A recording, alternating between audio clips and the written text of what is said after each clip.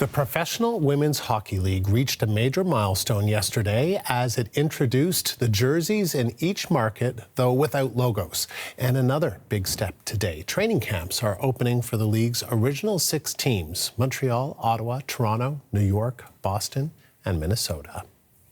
For more on this, we've reached Andy Petrillo of CBC Sports. She's in Toronto. So, Andy, thanks for talking to us today. So let's start with the Professional Women's Hockey League. Training camps are underway today. What did you make of it?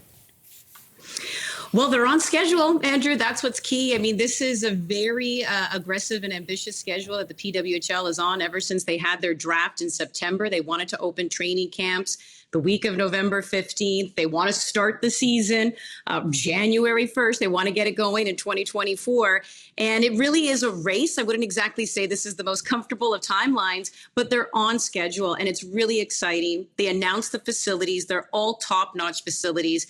This is what these women have been fighting for years. Professional training places, both on the ice and off the ice. They wanted these professional environments. And in fact, 2 of the 6 training facilities are also where the NHL teams train. The rest are all state-of-the-art or newly built. So it's all very exciting that this is kicking off, and it's doing so on schedule.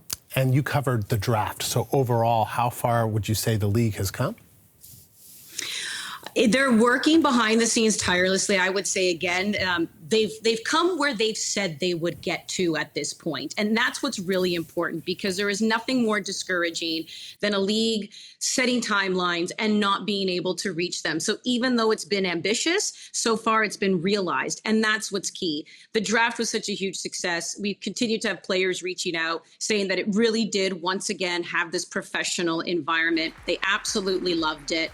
Now being able to go to training camps where the league has done things right. Remember, this is the first ever women's professional league that had a ratified CBA before even puck drops. So they have all these other things in place about where to stay, accommodations, compensation. And now that training camp is also starting when it said it would start, these jerseys have come out. A lot of growth still to be done, even in that type of marketing department. But it's still, it's coming a long way because it's at least where it said it would be.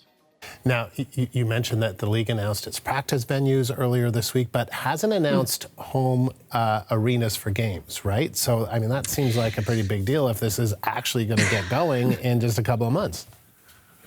Yeah, and to be honest with you, I don't know if they're holding on to that information because they're waiting for another date to just be able to announce that.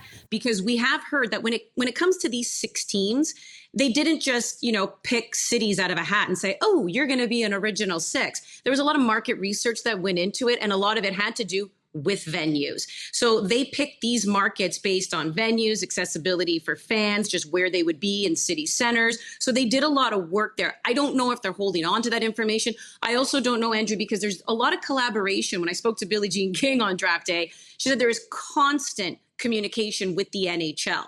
Will the NHL be offering up some venues? We already knew ahead of time that some games would be played on neutral sites, not necessarily always at the home venues. So maybe that's still a bit of a moving target. But of course, with everything else being on track, I do believe that that announcement should be made shortly when it comes to actual game venues. All right, well, that will be welcome news. Now, pay equity, pay equality. It's been, a really hot button topic in sports. You look at the pay range of what these women are going to be paid versus the NHL. I mean, it's just in a different universe, right? So how do you think the establishment of this league is going to factor into that conversation? Oh, I don't know how much time you have, Andrew, but, I will say that, starting a league is very difficult. I'm actually 5 years into covering the Canadian Premier League, which is the only domestic soccer league that we have in this country right now. And I can tell you, even the men in that league, I think on average, that salary 5 years in has now been about average $40,000 a player. We're speculating that in the PWHL, the average salary would be $55,000, no less than $35,000.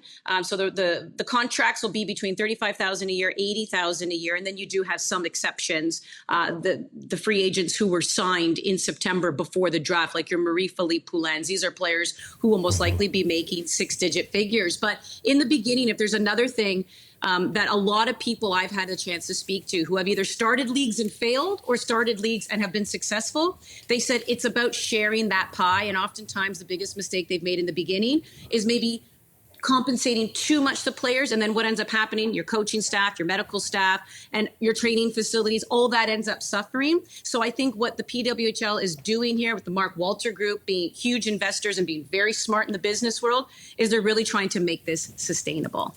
So what do you think? Because this is not the first time a women's professional hockey league has been formed. Are you hopeful that this will be more successful, that this will be sustainable? 100%. And it's because of all those factors being taken into account. Ratified CBA, looking at salaries and knowing what they can properly pay in the beginning. They're also going to increase the salaries by 3% every year. You have to imagine down the road when the league starts to turn a profit, that will change. There are also bonuses. If you make All-Star, playoffs, any type of compensation there that the players will also be getting. So a lot of thought has been put into the finances of this to make sure that it's not like, yay, we're starting a league and we want to attract the best players ever, so let's pay everybody $1 million, and then you fold in 2 years. So I really do believe they're doing this right. Andy, thank you. Let's hope so. It was great talking to you. CBC Sports, Andy Petrillo in Toronto.